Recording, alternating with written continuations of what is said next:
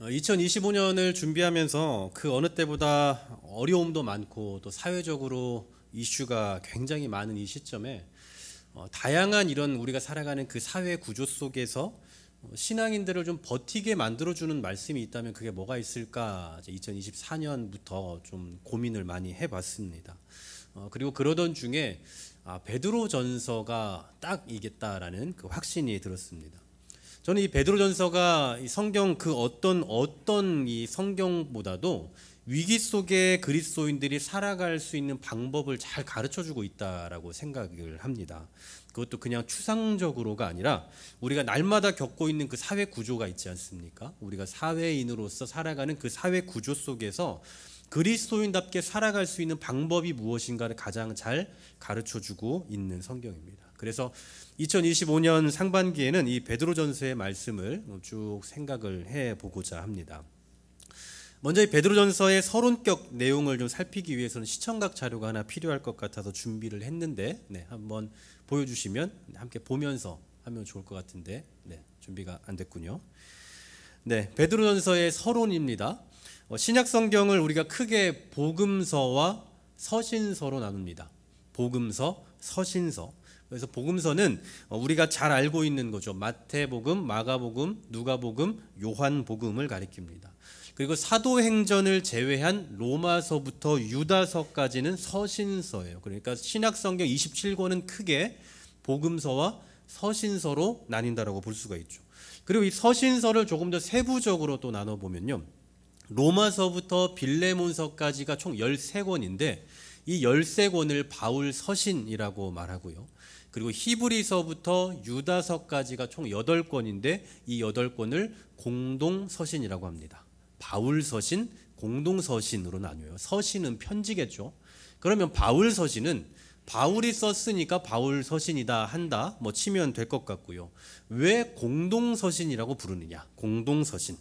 특정한 교회나 특정한 사람에게 보내진 이 어떤 나머지 복음서나 서신서와는 달리 이 공동서신은 기독교 공동체, 기독교 신앙 공동체 아니면 다수 많은 사람들 전체 교회에게 전달됐다라는 의미에서 공동서신이라고 그렇게 분류를 합니다. 자, 예를 들면 바울 서신의 이름들은 하나같이 수신자 아니면 수신 지역을 이름을 합니다. 에베소서는 에베소에 보낸 편지가 되죠. 로마서, 로마에 보낸 편지예요. 디모데전서, 디모데후서, 디모데에게 보낸 편지입니다. 하나같이 수신자나 수신 지역의 이름을 쓰고 있다는 거죠. 하지만 공동서신은 반대입니다. 발신자나 발신지의 이름을 쓰는 거예요. 예를 들면 야고보서는 야고보가 쓴 서신이에요. 야고보가 쓴 서신. 아까는 로마서는 로마에 보냈잖아요. 이 야고보서는 야고보가 쓴 서신. 요한일서 요한이 쓴 서신. 유다서 예수님의 동생인 유다가 쓴 서신이에요. 분류하기가 굉장히 쉽죠. 그러니까 바울 서신은 대상이 분명합니다. 하지만 이 공동서신은 대상이 특정 다수인이에요. 많은 사람들 혹은 공동체. 자, 그러면 오늘 우리가 읽은 그리고 오늘부터 우리가 생각해 보게 될 이 베드로전서는 바울 서신일까요? 공동서신일까요? 공동서신입니다. 잘하시네요. 예습하고 오셨는지. 공동서신입니다. 베드로가 쓴 서신이에요. 그럼 베드로가 왜 이 서신을 썼느냐? 당시 시대적인 상황, 배경을 좀 살펴볼 필요가 있습니다. 보통 배경, 역사, 시대, 상황 이런 얘기하면 되게 힘들어 하시거든요. 짧게 할 테니까 잘 들으셔야 돼요. 벌써 집중력이 이렇게 틀어지면 안 됩니다. 자, 베드로전서의 내용을 잘 보면요. 앞으로 쭉 살펴보겠지만 고난, 환난 이런 얘기들이 상당히 많이 등장합니다. 이러한 내용들을 근거로 기록 연대, 베드로가 쓴 연대를 추정을 해보면 주후 63년 정도일 걸로 봐요. 베드로전서는 주후 63년경에 기록이 된 겁니다. 그러면 왜 이 연대가 중요하냐면 그 시대가 당시 초대교회 당시에 이 초대교회 기독교인들 박해의 원흉이라고 불리는 네로 황제의 통치 기간이기 때문이에요. 네로 황제가 통치하던 시기, 그리고 이 네로 황제가 기독교인들을 정말 강하게 압박했던, 그리고 가장 그 핍박의 세기가 셌던 그때가 주후 64년이거든요. 그러니까 64년 바로 1년 전인 63년에 기록이 되었다라는 사실이죠.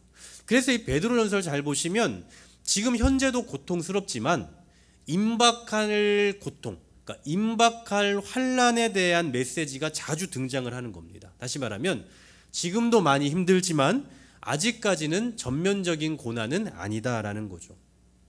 이처럼 진짜 고난이 임박한 상황에서 베드로는 그 임박한 고난을 예견하고 편지를 쓰는데요. 그게 바로 베드로 전서입니다. 자, 한 가지 더 생각해 볼 것은요. 그럼 구체적인 수신자가 누구냐는 거죠. 이 편지를 받는 사람이 누구냐. 두 가지 견해가 있습니다. 하나는 유대인들, 그러니까 하나님을 믿는 유대인들에게 보냈다라는 견해가 있고, 또 하나는 이방인들에게 쓰여졌다라는 견해가 있는데, 좀 공통적인 혹은 좀 지배적인 견해는 이 두 부류 모두에게 썼다라는 견해예요. 디아스포라라는 말이 있습니다. 디아스포라, 이게 뭐냐면 흩어진 그리스도인들을 의미해요. 그러니까 머물러 있지 않고 본토에 머물러 있는 것이 아니라 이스라엘에서 다 흩어져 있는 그 기독교인들.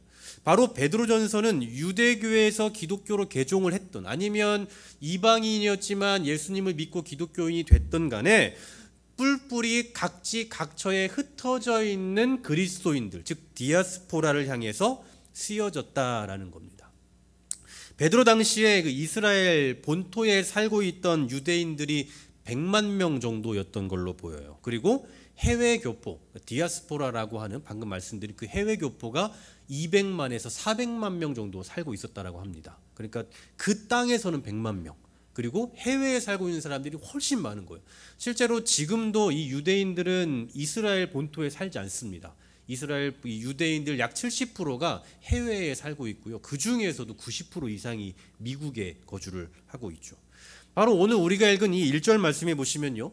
본도, 갈라디아, 갑바도기아, 아시아와 비두니아라는 지명이 나오거든요. 이건 다 소아시아 지역 전체를 포괄하는 겁니다.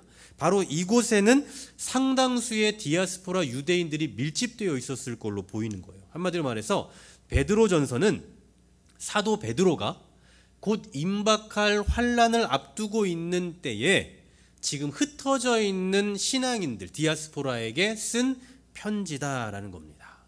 자, 이제 됐어요. 수고하셨습니다. 여기까지가 이제 서론이에요. 서론. 이 베드로전서의 서론. 자, 오늘 우리가 이제 생각해 보려고 하는 것은 이러한 편지의 가장 앞에 있는 서론격이라고 할 수 있는 인사말입니다. 인사말. 오늘 1절, 2절, 2절 말씀만 봤잖아요. 보통 그 당시에 편지 쓰는 방식을 보시면 발신자가 먼저 나오고 그 다음 수신자가 나오고 그리고 내용이 나옵니다. 자, 우리는 여러분 편지 좀 많이 써보셨습니까? 네, 편지를 쓸 때 가장 먼저 뭘 쓰죠? 뭐 요즘엔 어떤지 모르겠는데 뭐 저는 항상 예전에 항상 to 누구에게, 그죠? 그러니까 누구에게 편지 받는 사람을 먼저 쓰는 거예요. 그리고 내용을 쭉 쓰고 맨 마지막에 아시죠? from, 네, 누구로부터 제 이름을 딱 쓰는 거예요. 편지 많이 안 써보셨나 봐요. 좀 연애 편지 쓰면 안 되지만 우리 청년들은 연애 편지 많이 쓰시고, 그리고 이제 좀 사랑하는 이에게 편지도 좀 많이 써주십시오. 이렇게 말하면 저는 맨날 쓰는 것 같지만 저도 잘 안 쓰는데, 어쨌든 앞에는 항상 보내는 사람, 그리고 맨 마지막에는 거꾸로네요. 앞에는 받는 사람, 그리고 맨 뒤에는 보내는 사람을 쓰잖아요. 근데 그 당시에 이 서신을 보면 반대입니다. 맨 앞에 보내는 사람의 이름을 먼저 써요. 그러니까 제 이름을 먼저 쓰는 거죠. 그 다음에 인사말 쓰고, 그 다음에 받는 사람의 이름을 쓰고, 그리고 인사말, 내용, 이런 식으로 전개를 합니다. 그러니까 먼저 보내는 사람의 이름, 그 다음에 받는 사람의 이름, 그리고 인사말, 이런 순서가 되는 거예요. 자, 근데 인사말은 보통 어떤 겁니까? 그냥 격식을 갖추는 거죠. 뭐 예를 들면 그 당시의 편지의 내용처럼 제가 전개를 해보면 이상천 목사가 우리 이동우 장로님께 드립니다. 장로님 별일 없으시죠? 아주 간단하죠. 그냥 격식을 차리는 인사말이에요. 보통 우리가 메시지를 보내거나 전화를 할 때도 그렇게 하잖아요. 뭐 잘 지내세요? 식사하셨어요? 뭐 통화 괜찮으세요? 이렇게 그냥 격식을 차린 인사말을 간단하게 하지 않습니까? 그와 비슷한 겁니다. 그런데 베드로는 오늘 이 인사말을 너무 과하게 하고 있어요. 너무나 과하게. 오늘 본문 1절, 2절 말씀 한번 보십시오. 이게 인사말입니다. 지금 다른 내용이 아니라 인사말을 하는 거예요. 예수 그리스도의 사도 베드로는 본도, 갈라디아, 갑바도기아, 아시아와 비두니아에 흩어진 나그네 곧 하나님 아버지의 미리 아심을 따라 성령이 거룩하게 하심으로 순종함과 예수 그리스도의 핏부림을 얻기 위하여 택하심은 받은 자들에게 편지하노니. 자, 보십시오. 먼저 자기 자신을 뭐라고 표현합니까? 베드로는 이게 아니라 예수 그리스도의 사도 베드로는 이라고 아주 구체적으로 표현을 하고 있어요. 그러니까 자기가 누구에게 속해 있는지를 분명히 드러내는 겁니다. 그리고 수신자 보십시오. 그냥 어느 지역 누구에게 라고 하는 게 일반적이잖아요. 그런데 본도, 갈라디아, 갑바도기아, 아시아와 비두니아에 흩어진 나그네 곧 하나님 아버지의 미리 하심을 따라 성령이 거룩하게 하심으로 순종함과 예수 그리스도의 핏부림을 얻기 위하여 택하심을 받은 자들이라고 너무나 크게 확대 표현을 하고 있어요. 받는 사람 입장에서 상당히 부담스러운 얘기입니다. 도대체 왜 베드로는 이렇게 발신자와 수신자를 확대 표현하면서 인사말을 하고 있는 걸까요? 이제부터 언급될 내용이 심각하다는 거죠. 이제부터 언급되는 내용은 아주 묵직한 내용이 나갈 거다. 그런 것을 암시하고 있는 겁니다. 가령 여러분의 휴대폰에 메시지가 떴어요. 저한테 온 메시지입니다. 뭐 이제 이런 식이죠. 뭐 집사님, 권사님, 뭐 이상천 목사입니다. 이렇게 시작을 하면 되는 건데, 하나님의 예정에 따라 성령이 거룩하게 하심으로 순종함과 예수 그리스도의 핏부림을 얻기 위하여 택하심을 받은 뭐 이순 권사님, 저는 주께 부름 받은 택한 주의 종 이상천 목사입니다. 뭐 이렇게 말하면, 이런 메시지가 뜨면 그 다음부터는 읽기 싫어져요. 왜요? 이건 분명 지금 뭐 하라고, 뭐 시키려고 하는 거거든요. 부탁하려고 하는 거거든요. 뭔가 지금 굉장히 무거운 내용이에요. 그냥 간단하게 뭐 식사하셨어요? 뭐 이렇게 물어보는 건 일반적인 건데, 너무나 거창하게 이렇게 묻는다는 것은 읽기 부담스러워. 뭔가 지금 심각한 심오한 내용을 말하고자 한다라고 직감할 수 있는 거죠. 바로 베드로전서를 받는 수신자들도 그런 마음인 겁니다. 흔히 서신의 머릿말을 장식하듯 가벼운 인사말을 하는 것이 아니라 삼위 하나님의 구원 사역과 관계에서 자신들을 부르고 있는 걸 보면서 이후에 나오는 그 메시지가 굉장히 무게감 있는 내용일 것이다 라는 것을 예상했을 거다라는 거죠. 특별히 베드로는 수신자 받는 그 흩어진 디아스포라를 향해서 흩어진 나그네라고 표현을 하고 있는데요.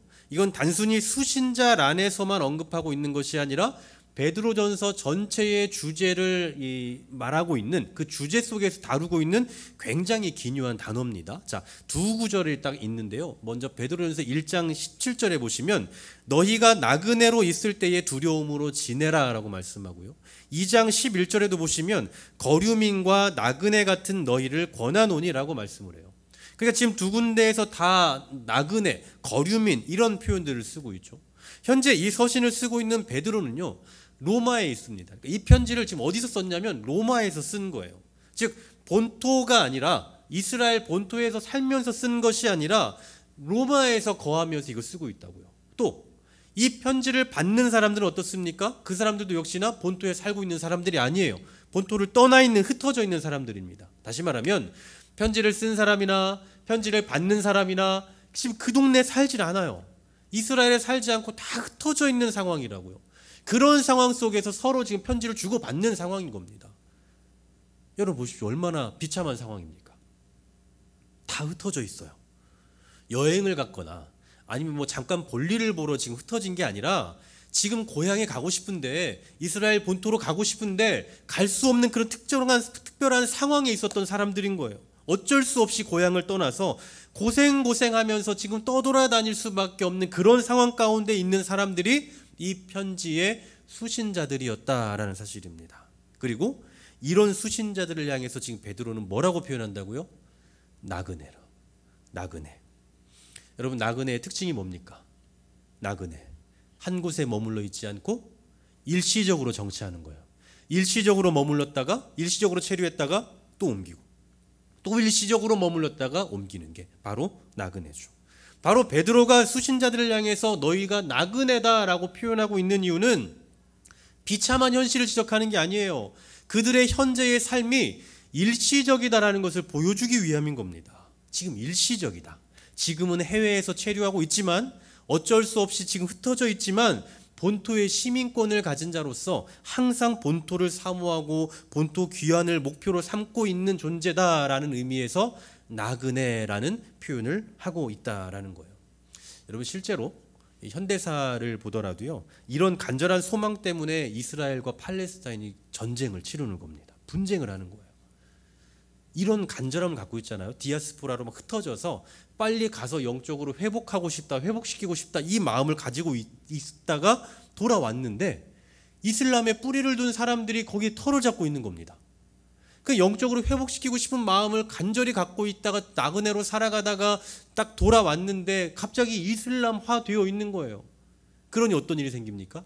분쟁이 일어나는 거죠. 여기 원래 우리 땅인데, 아닌데 우리가 왔는데 서로 싸우는 거예요. 그러다가 계속 싸우니까 이제 유엔의 중재로 땅을 반으로 나누죠. 팔레스타인 땅과 이스라엘 땅을 나눠놔요. 근데 거기까지 하면 좋은데 문제는 예루살렘을 절반을 시켜버렸어요. 예루살렘을. 여러분 예루살렘 우리는 잘 알고 있지 않습니까? 구약 성경부터 이 유대인들은 언제나 예루살렘 중심 신앙이에요. 그러니까 예배를 드려도 예루살렘으로 가야 되고 제사를 해도 예루살렘 가야 되고 절기를 지켜도 예루살렘 가야 돼요. 모든 게 예루살렘 중심화되어 있습니다. 그러니 이 유대인들에게는 예루살렘이 거의 성지예요. 오죽하면 예루살렘이 이 성이 다 함락했지 않습니까? 역사 속에서 다 함락했는데 서쪽에 벽이 하나가 남아 있어요. 그 벽. 근데 이 벽을 통곡의 벽이라고 이름 짓고 지금도 사람들이 그 앞에 가서 통곡하며 기도하는 그런 순례자의 길이 되었어요. 그러니까 얼마나 여기를 소중히 여긴다는 겁니까? 그런데 이슬람 교도들도 마찬가지예요. 이슬람인들에게도 이 예루살렘이 굉장히 중요한 도시입니다. 왜냐하면 그 이슬람교의 창시자라고 알려져 있는 이 무함마드가 그곳에서 승천했다고 알려진 곳이에요.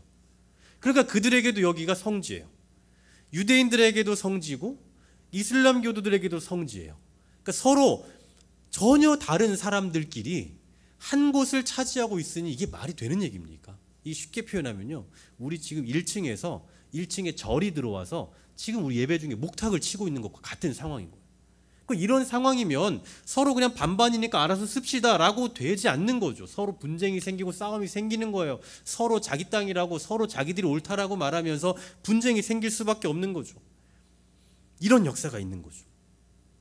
그만큼 이 유대인들은 디아스포라로, 그러니까 이스라엘을 떠나서 살아가면서도 이 땅에 대해서 사모하는 마음이 너무나 컸던 겁니다. 그러니 이스라엘을 떠나 다른 지역에 머물러 있으면서도 언제나 무슨 생각을 갖습니까? 나는 지금 임시로 여기 있는 거야. 나는 곧 예루살렘으로 갈 거야. 나는 지금 잠깐 여기 머물고 있으니까 곧 갈 거야. 라는 그 나그네 의식을 가지고 살았다는 거죠. 나그네. 정처 없이 떠돌아 다니는 것 같지만 실상은 일시적으로 체류하고 있는 존재. 여러분, 이러한 나그네와 같은 사람 어디서 많이 본 것 같지 않으십니까? 바로 저와 여러분이에요.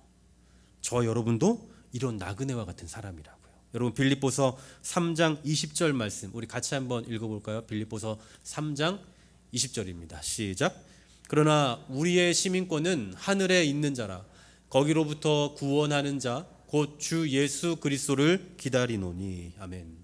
여러분 우리의 시민권이 어디에 있다라고 말씀합니까? 우리의 시민권은 하늘에 있대요. 그래서 지금 우리는 이 땅에 살고 있잖아요. 땅에 살고 있지만 우리는 언제나 저 하늘을 소망하며 살아가고 있는 겁니다. 다시 말해서 지금 우리의 삶은 영원한 삶이 아니라 일시적인 나그네 삶이다라는 얘기예요. 지금 나그네로서의 삶을 살고 있다고요. 근데 여러분 우리만 그렇습니까? 저 하늘에 소망을 둔 우리만 나그네입니까? 사실은 바깥에 예수를 알지 못하는 모든 사람도, 세상 사람들은 이 땅에 영원히 살 수 없기 때문에 엄밀한 의미에서 다 나그네예요. 모두 다 우리는 이 세상을 일시적으로 살기 때문에 다 나그네로서의 삶을 살고 있다고요. 그럼에도 불구하고 저들은 어떻습니까? 이 땅이 그냥 마지막인 것처럼 생각해요. 이 땅이 전부인 것처럼 생각하며 이 세상의 자랑과 영화에 목을 매며 살아가는 겁니다. 쉽게 말해서 나그네임에도 불구하고 나그네인 줄을 모르고 살아가는 나그네인 거죠. 어쨌든 이 세상에 사는 한 우리 그리스도인들뿐만 아니라 세상 모든 사람들은 다 나그네입니다. 그런데 다른 점이 있어요. 세상 사람들도 나그네고 우리 신앙인도 나그네이지만 다른 게 있다고요. 그게 뭡니까? 세상 사람들은 여기가 본토라고 여기면서 이 세상에서 그냥 살다가 죽고 말겠지만 우리는 장차 갈 곳이 있다라는 거, 하늘의 시민으로 살아가고 있기 때문에 이 땅에서의 삶은 일시적이다라는 것을 의식하며 살아가고 있다는 점에서 전혀 다른 그런 삶의 자리를 살아가고 있는 것입니다. 다시 말해서 우리는 나그네라고 이름하고 있지만 갈 곳 없이 방황하고 있는 그런 방랑자가 아니라 우리의 본토인 하나님 나라라는 분명한 목적과 방향을 향해서 전진해 가고 있는 그런 목적 있는 나그네다라는 사실입니다. 여러분 이 사실을 믿으십니까? 그런데 자칫 우리는 나그네다 이러면 염세주의자나 뭐 어떤 현실 도피주의자에 빠질 확률이 높아요. 그러니까 어차피 우린 여기 잠깐 살다 말 거, 에이 그냥 대충 살다 말지 뭐 어차피 죽을 거, 이런 식으로 현실을 부정하며 살아갈 수 있다고요. 이런 사람으로 오해를 받을 수도 있어요. 왠지 나그네 하면 우리가 그려지는 이미지 있지 않습니까? 여러분 나그네 하면 보통 어떤 이미지가 떠오르십니까? 요즘 시대의 나그네, 뭐 바바리 코트 같은 거 긴 거 하나 입어야 될 것 같고, 뭐 중절모 같은 거 하나 써야 될 것 같아요. 뭐 옛날에는 삿갓 같은 거 하나 써야 될 것 같고, 그렇게 뭔가 어둡고 뭔가 침울한 그런 분위기 있잖아요.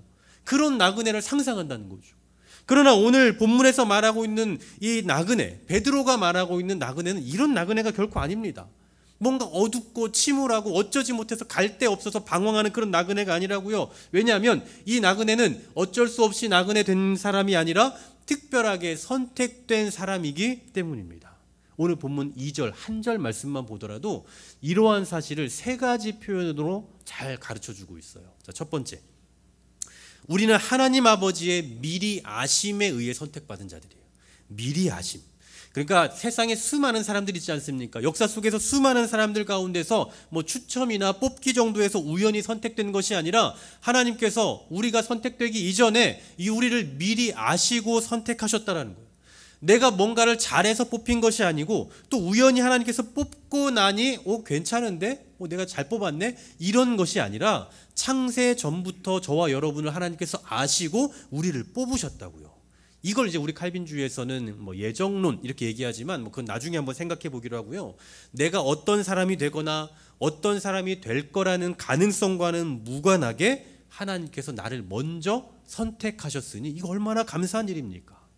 여러분 대통령과 같은 뭐 직위가 높은 사람에게 총애받는 그것도 참 영광스러운 일인데 하물며 하나님 아버지의 총애를 받고 하나님 아버지의 선택하심을 받았다라면 얼마나 영광스러운 일이겠냐라는 거예요.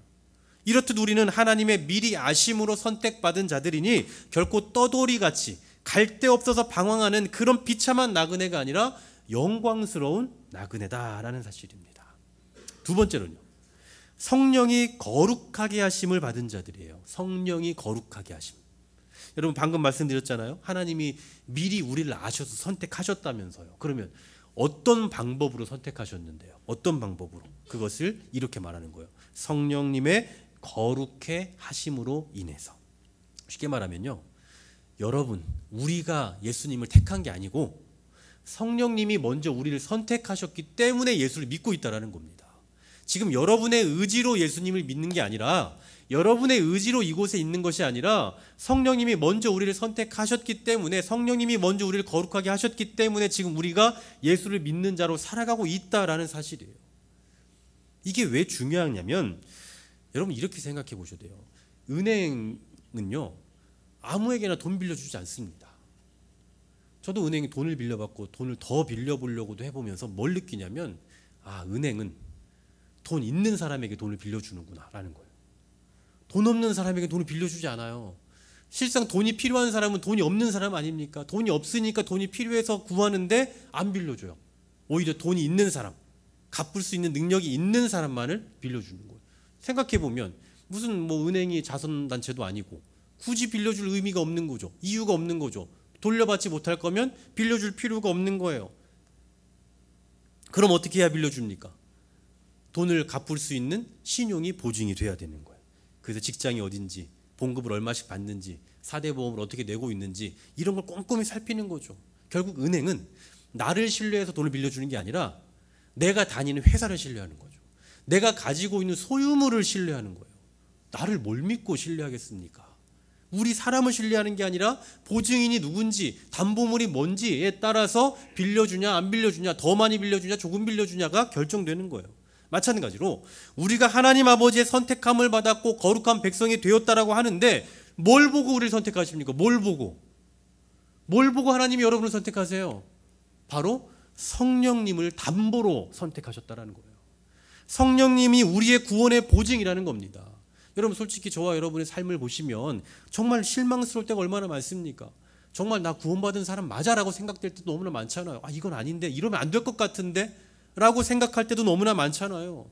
그래서 지금 당장 당신이 죽어도 구원받을 수 있습니까? 라고 물어보면 대답을 못하는 거예요. 그런데 불안해할 필요가 전혀 없다고요. 왜요? 하나님은 저와 여러분을 보고 구원하신 게 아니라 우리를 선택하신 성령님을 담보로 우리를 구원하셨기 때문이에요. 그러므로 성령님이 사라지지 않는 한, 성령님이 죽지 않는 한 우리의 구원은 유지될 수밖에 없는 거죠. 근데 성령님이 죽으십니까? 사라지십니까? 그렇지 않잖아요. 그러니 저와 여러분에 대한 그 구원은 확신을 가질 수밖에 없다라는 사실입니다. 어떻습니까? 성령님의 보증으로 인해서 나그네 된 우리, 비참한 나그네가 아니라 성령님의 보증으로 인해서 나그네 된 우리, 비참한 표현 아니죠. 정말 영광스러운 거예요. 성령께서 우리를 거룩하게 하셨다라는 그 보증으로 우리는 살아가고 있으니 너무나도 영광스러운 자리라고요. 이게 두 번째예요. 마지막 세 번째, 예수 그리스도의 핏뿌림을 얻기 위해서 택함 받은 자들입니다. 여러분 잘 아시다시피 구약 시대에는요, 이렇게 편안하게 예배할 수 없어요. 하나님 앞에 나아가기 위해서는 짐승을 죽여야 됩니다. 그래서 그 피를 뿌려야 돼요. 그래야만 하나님 앞에 나아갈 수 있다고요. 하지만 지금은 저와 여러분은 그럴 필요가 없어요. 왜요? 예수 그리스도의 핏뿌림을 받았기 때문입니다. 예수님이 십자가를 지시고 그 십자가에서 흘리신 그 피로 인해 우리의 죄가 사해지고 이제 우리에 대한 소유권은 우리 자신에게 있는 게 아니라 하나님에게 있는 거예요. 그러니 이제는 더 이상 그런 피를 흘리는 작업을 할 필요가 없다라는 거죠. 지금 우리 눈에는 보이지 않지만 아마도 영적인 의미에서 보면 우리 몸에 다 지금 피가 묻어 있을 거예요. 피가. 무슨 피요? 여러분 피? 아니에요. 여러분 우리의 피는 아무 필요 없다고요. 예수님의 피가 뿌려졌다고요. 그래서 우리가 구원받은 자로 살아가고 있다고요. 전에는 대문도 열어야 되고 현관문도 열어야 되고 방문도 열어야 만날 수 있었는데 이제는 그냥 같은 방에 살고 있으니 그럴 필요가 하나도 없는 거예요. 이제 하나님을 만나기 위해서 뭐 이거 열고 저거 하고 할 필요가 없다고요. 이제는 그냥 하나님과 함께 사는 사람이에요. 이처럼 예수님의 핏뿌림으로 인해서 이렇게 하나님의 소유가 된 우리들인데 비참한 나그네일 리가 있습니까? 없는 거예요. 얼마나 영광스러운 나그네인지 모릅니다. 바로 베드로는 이러한 세 가지 근거를 들면서 우리가 방황하는 나그네가 아니라 하나님의 선택을 받은 영광스러운 나그네다라는 것을 가르쳐주고 있는 겁니다. 여러분 왕자와 거지라는 동화 잘 아실 겁니다. 왕자 행세를 하는 거지가 있고 거지 행세를 하는 왕자가 있어요. 여러분 누가 더 부러우십니까? 왕자 행세하는 거지가 부러우십니까? 거지 행세를 하는 왕자가 부러우십니까? 이게 고민해야 될 문제인가요? 당연히 거지 행세하는 왕자예요. 이 왕자 행세하는 거지는 결국 거지밖에 안 돼요. 결국 거지로 돌아가야 됩니다. 돌아갈 곳이 거지예요. 그러나 이 왕자는 지금 비록 거지같이 살지만 실상은 왕자입니다. 다시 왕자로 돌아가면 되는 거예요. 바로 우리 그리스도인들의 삶이 이와 같다라는 거죠. 세상에서 약자로 존재할 수 있습니다. 안티를 몰고 다니는 종교로 불릴 수도 있습니다. 욕을 먹기도 하고 때로는 푸대접을 받기도 합니다. 그러나 실상은 영원한 또 영광스러운 천국의 시민이요 하나님의 선택을 받은 영광스러운 존재다라는 사실입니다. 그리고 지금이야 예수 믿는다는 이유로 우리가 핍박을 받거나 세상에서 욕을 먹거나 사회에서 손해를 볼 수도 있지만 장차 돌아갈 우리의 나라, 장차 우리가 돌아갈 그 본향 하나님 나라이기 때문에 이 땅에서의 수모와 고난도 받을 만한 겁니다. 견딜 만한 거예요. 저는 모태신앙입니다. 많이들 아시겠지만 제가 초등학교 5학년 때 저희 아버지가 목회를 시작하셨고 그리고 개척교회를 시작해서 개척교회 아들로 살아왔어요. 저는 교회가 너무 싫었습니다. 제가 교회가 싫었던 가장 큰 이유 중에 하나는 교회는 그냥 약한 사람들만 다닌다라고 생각됐기 때문이에요. 교회는 그냥 약한 사람들의 집합체라고 여겼어요. 왜 그런지 모르겠습니다. 그냥 그게 싫었습니다. 그래서 목사 아들임에도 불구하고 예배의 자리를 나가지 않았죠. 그렇게 살다가 예수님을 인격적으로 경험했고 지금은 이제 목회자가 돼서 복음을 전하고 있지만 제 안에는 늘 작은 부담이 하나가 있어요. 제가 예수를 알지 못할 때에 바라봤던 그 교회에 대한 시선, 지금 세상이 마치 그 시선으로 우리를 바라보고 있는 것 같다라는 그 느낌이 드는 거예요. 그거 아닌데, 잘못 알고 있는 건데 라는 생각. 저는 그게 맞는 줄 알았거든요. 교회는 왜 그럴까? 도대체 예수는 뭐하러 믿을까? 이 한심한 짓은 뭐하러 하고 있을까? 라고 생각했던 그 저의 그 시선으로 지금 세상이 교회를 바라보고 있는 것 같다는 거죠. 그런데 막상 제가 예수님을 알고 보니 예수님이 인격적으로 경험하고 목사가 되기 이전도 마찬가지지만 그게 아니었다라는 거예요. 제가 알고 있던 예수 그리스도, 제가 알고 있던 교회, 제가 알고 있던 신앙, 그건 다 가짜였던 거죠. 정말 예수 그리스도로 말미암아 우리가 신앙생활로 말미암아 얻게 되는 그 유익과 그 은혜는 이루 말로 할 수 없는데, 잘못된 시선으로 그렇게 바라보고 있었던 제가 너무나 한심스러웠고, 지금 세상이 마치 그때 저의 그런 시선처럼 우리를 바라보고 있는 것 같다라는 게 너무나 안타까운 겁니다. 너무나 속상한 겁니다. 그거 아닌데, 잘못 알고 있는 건데. 세상이 교회를 비판하는 거 이해가 돼요. 왜냐하면 저도 그랬었으니까. 바로 그런 마음으로 교회를 비판하고 욕하고 있을 겁니다. 하지만 그들이 그렇게 폄하하고 그들이 그렇게 무가치하다고 여길 만한 게 결코 아닌데 라는 그 안타까움이 있는 거죠. 코로나를 기점으로 교회는 사회로부터 유독 많은 비판과 또한 질타를 받고 있습니다. 물론 그 전부터 계속 그랬습니다만 유독 최근 들어 더욱더 그런 느낌을 받게 돼요. 마치 교회가 동네 북이나 된 것 마냥 여기서 흔들고 저기서 흔들고 여기서 욕하고 저기서 욕하고.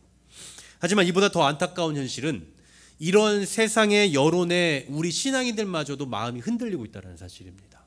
정말 그런가? 정말 무가치한 건가? 정말 내가 쓸데없는 짓 하고 있는 건가? 라는 생각에 신앙의 자리를 떠나는 이들이 생겨나고 있다는 거죠. 이런 상황을 마주하면서 어떻게 우리가 이 상황을 극복할 수 있을까를 고민하게 됐고, 지금 우리가 겪고 있는 이런 힘든 시간보다 훨씬 어려운 시간을 보내야 했던 이 베드로전서의 어떤 그 배경이 우리에게 위로가 되겠구나라는 생각에 이 서신을 연구하기 시작했습니다. 근데 가장 먼저 접하게 된 단어가 바로 나그네였어요. 그리고 이 단어는 그냥 평소에 제가 생각했던, 또 여러분들이 생각하고 있는 그런 이미지와는 전혀 다르게 말로 다 표현할 수 없는 너무나도 영광스럽고 신령한 이름이었다라는 사실입니다. 사랑하는 여러분, 가뜩이나 힘든 세상, 어떻게든 한번 살아보겠다고, 어떻게든 버텨보겠다고, 이겨내보겠다고 믿음으로 전진하고 있는데 이마저도 세상은 가만두지 않으니 얼마나 힘드십니까? 게다가 말씀대로 살아가 보려고 세상에서, 사회에서 절제해야 되는 것들은 얼마나 많고, 그로 인해서 또 무시당하거나 손해봐야 하는 것들은 얼마나 많은지요. 뿐만 아니라 몇몇 그리스도인들의 잘못된 행실들로 인해서 마치 교회 다니면 다 똑같은 인간인 것 마냥 니들도 그렇냐라고 하는 그러한 어떤 선입견에 쌓여서 욕을 먹어야 하는 그런 상황들이 얼마나 속상한지 모릅니다. 그러나 이러한 수모와 이러한 고난, 여러분의 삶 속에서 신앙인으로 살아가면서 겪게 되는 그 손해들, 일시적인 거다라는 거 잊지 마시기를 소망합니다. 왜냐하면 우리는 영광스러운 나그네이기 때문입니다. 여러분 잘 견디고 계십니다. 잘 견디셨습니다.